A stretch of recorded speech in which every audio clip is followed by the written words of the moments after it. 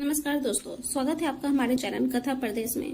आज की कहानी स्त्री और पुरुष जो कि मुंशी प्रेमचंद जी के द्वारा लिखी गई है।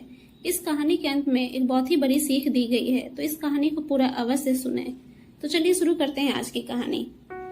विपिन बाबू एक कवि थे जिन्हें दुनिया में सबसे ज्यादा सुंदर रचना महिला ही लगती थी। इनकी कविताओं में भी सिर्फ महिलाओं के रूप, सुंदरता और यौवन की ही तारीफ हुआ करती थी। जैसे ही किसी महिला का जिक्र होता तो ये अलग और सुंदर सी कल्पना की दुनिया में चले जाते थे। इन्होंने अपने जीवन में भी एक ऐसी सुंदर महिला की कल्पना की थी। विपिन बाबू के मन में था कि उनकी पत्नी फूल सी कोमल, सूरज जैसी चमक, कोयल सी आवाज और सुबह की लाली से शोभित हो। अब विपिन बाबू के कॉलेज की परीक्षा भी खत्म हो गई थी। विपिन के लिए कई सारे रिश्ते आ रहे थे। एक दिन विपिन के मामा ने उसकी शादी भी तय कर दी। विपिन का मन लड़की देखने का था। उसे देखना था कि जैसी पत्नी को की वो कल्पना करता है वो वैसी है या नहीं।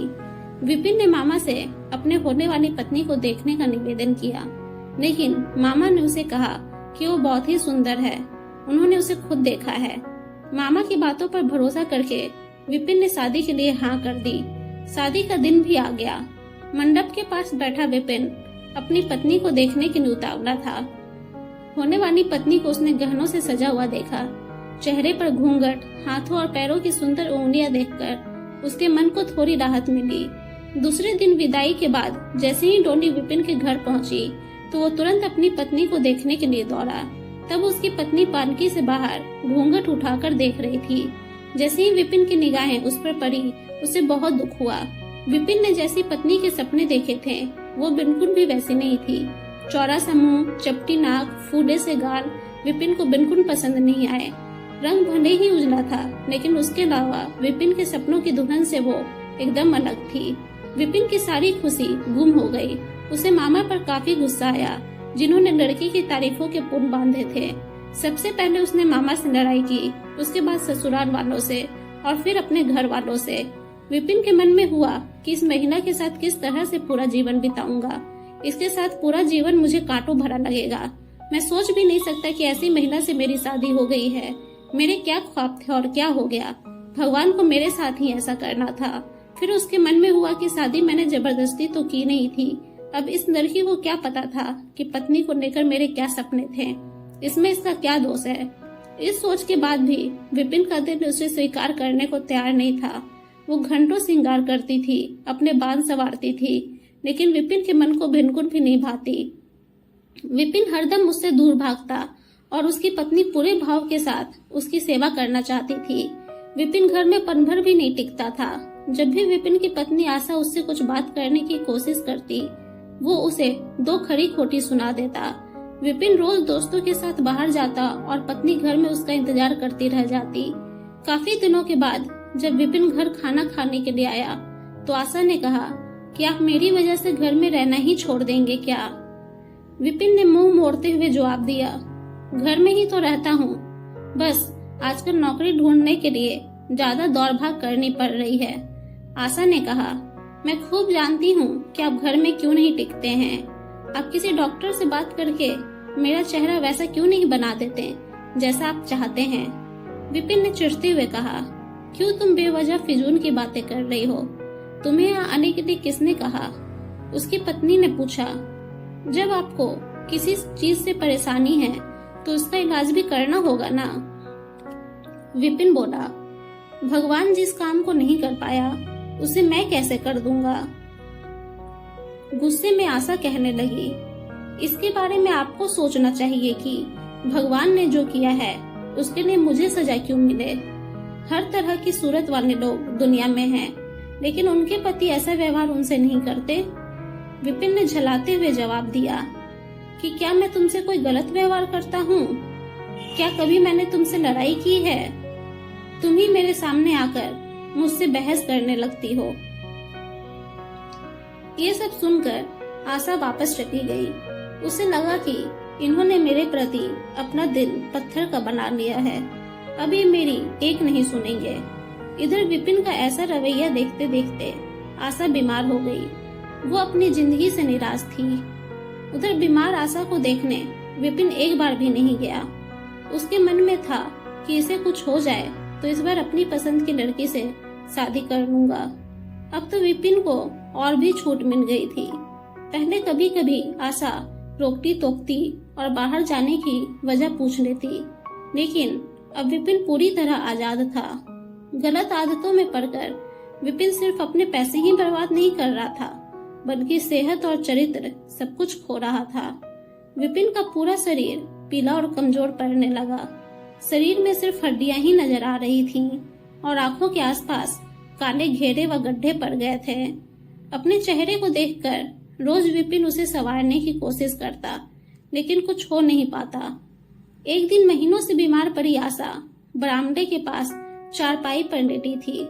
उसने विपिन को काफी समय से नहीं देखा था। इसने किसी से विपिन को बुलावा भेजा। आशा के मन में था कि बुलावा तो भेज दिया है, लेकिन वो आएंगे नहीं। आशा का बुलावा मिलने पर आज विपिन पहले की तरह झल्लाया नहीं। वो बिना संकोच किए आज आशा के पास जाकर खड़ा हो गया। जैसे ही आशा ने उसे देखा तो हैरान हो गई। उसने पूछा, क्या आप बीमार हैं? बहुत दुबले हो गए हैं और पहचान में भी नहीं आ रहे हैं। विपिन ने कहा, जिंदा रहकर भी अब क्या करना है? आशा ने नाराज होते हुए विपिन का हाथ पकड़कर चारपाई पर बैठा दिया और बोली, दवाई क्यों नहीं करते? आज आशा के इस तरह उसे खींचने पर विपिन नाराज नहीं हुआ। उसके व्यवहार में वो कड़वाहट नहीं थी। उसका गुस्सा जैसे पिघल गया था। चारपाई पर बैठते ही विपिन ने जवाब दिया, अब दवाई से मेरा कुछ नहीं होगा। मौत ही मुझे अपने साथ लेकर जाएगी। मैं ऐसा तुम्हें दुख देने के लिए नहीं कह रहा हूँ। मैं भयंकर रोग से ग्रस्त हूँ और अब मैं बच नहीं सकता। इतना कहते ही विपिन चारपाई पर बेहोश होकर गिर गया। उसका पूरा शरीर कांपने लगा और पसीना पसीना हो गया। विपिन की यह हालत देखकर महीनों से बीमार पड़ी आशा झट से बिस्तर से उठ गई। वो पानी लाकर विपिन के चेहरे पर मारने लगी, लेकिन उसे होश नहीं आया। शाम तक विपिन का मुंह टेढ़ा हो गया और शरीर में कोई हरकत नहीं थी। यह लकवा था जिसकी चपेट में विपिन आ गया था। इस रोग में बीमार आशा ने विपिन की खूब सेवा की। लगातार 15 दिन तक विपिन की स्थिति नाजुक बनी रही। दिन रात एक करके आशा द्वारा की गई मेहनत रंग लाने लगी। विपिन की हालत कुछ संभली, लेकिन अभी भी आशा अपनी गोदी में सुलाकर ही विपिन को दवाई पिलाती और खाना खिलाती थी। इन सब में वो अपनी तबीयत को जैसे भूल ही गई थी। शरीर बुखार से तपता था, लेकिन उसे विपिन की स्थिति के सामने खुद की सेहत कुछ भी नहीं लगती थी। अब विपिन के दोनों पैरों में थोड़ी ताकत आने लगी थी। 4-5 महीने में वो अपने पैरों पर खड़ा होने लगा, लेकिन उसका मुंह टेढ़े का टेढ़ा ही रहा। उसके चेहरे पर पहले जैसे रौनक भी नहीं रही। एक दिन अपना चेहरा शीशे में देखने के बाद विपिन ने कहा कि मुझे भगवान ने अपने किए की सजा दी है। आशा, मैंने तुम्हें सुंदर नहीं माना और आज देखो मैं कितना कुरूप हो गया हूँ। अब तुम भी मेरे साथ वैसा ही व्यवहार करो जैसा मैं तुम्हारे साथ किया करता था। आशा ने हंसते हुए पति से कहा, आप मेरी आंखों से देखेंगे तो पता चलेगा कि आप में कोई अंतर नहीं आया है। आप पहले जैसे थे अब भी वैसे ही हैं। विपिन बोला, अच्छा, बंदर जैसा मुंह दिख रहा है और तुम कहती हो कि कोई अंतर नहीं आया है। तुम्हें मालूम है ना, भगवान ने मुझे मेरी करने की सजा दी है। सबने खूब जतन किए, लेकिन विपिन का मुंह सीधा नहीं हो पाया। पति के पैर पर खड़ा होने के कुछ समय बाद ही आशा ने घर में पूजा रखी, क्योंकि उसने भगवान से विपिन के लिए मन्नत मांगी थी। पूरे मोहल्ले के लोग विपिन के घर में जमा थे। भजन संगीत चल रहा था। तभी आशा की एक दोस्त ने उससे पूछा, अब तो तुझे अपने पति का चेहरा देखने की इच्छा नहीं होती होगी, कैसा टेढ़ा हो गया है मुंह। गंभीर आवाज में आशा बोली, मुझे तो कुछ फर्क नजर नहीं आता है। उसकी दोस्त ने पलट कर कहा, चल झूठी, ऐसा थोड़ी होता है, माते मत बना ज्यादा। फिर आशा कहने लगी, सच कह रही हूँ, मुझे उनकी आत्मा मिली है जो उनके रूप से बढ़कर है और मैं हमेशा उनकी आत्मा को ही देखती हूँ।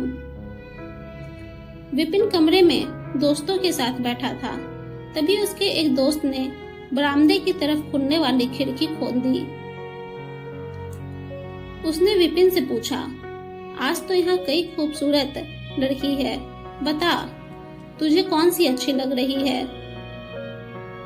विपिन ने कहा, खिड़की बंद कर दो, और जहाँ तक रही पसंद की बात, तो मुझे वही पसंद है जिसके हाथ में फूल की थाली है।